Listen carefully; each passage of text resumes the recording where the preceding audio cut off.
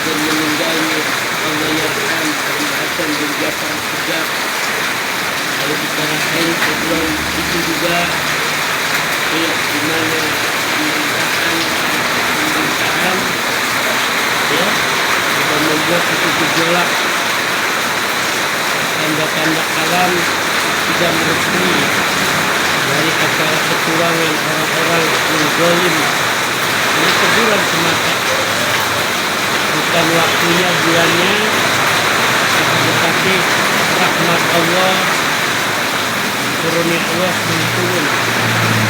Nah ini sebetulnya buat kesangkaan orang-orang sombong dan takabur dan orang-orang yang telah mengaku paling jiwanya paling power, paling peduli kepada masyarakat. Padahal kepedulian itu ada embel sesuatu, tidak ada keikhlasan maupun tidak ada keredoan, melainkan ada bangkitan dan bangkitan, seakan-akan dia harus baik seluruh Indonesia. Padahal kalau kita lihat dan tinjau semua yang diberikan oleh mereka-mereka yang serakah, yang zalim, karena sebab dari rahmat ya Allah Subhanahu wa Ta'ala. Kita nggak tahu akan terjadi apa lagi di bulan Ramadan, di mana angin puting beliung di daerah di Pulau Jawa maupun di Sumatera. Nah, begini hawanya. Ya, Anda udah sering katakan.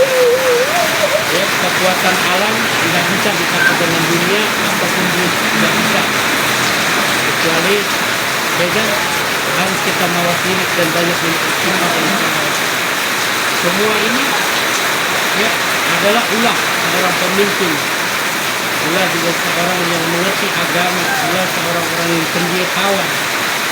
Ya, jadi dampaknya semua bulan Ramadan ini jeritan orang-orang yang miskin, orang-orang yang tidak mampu dengan bahan pangan yang begitu tinggi dan naik. Ya, jadi himbauan Bang Ron juga Betawi ya, sampai Idul Fitri pun akan terjadi hal-hal seperti ini, hujan campur angin, jadi mana-mana longsor. Ya, harus kita bermotif banyak-banyak istighfar. Oke, salam sehat, akal sehat, biar terwaras. Oke, tetap satu istiqomah.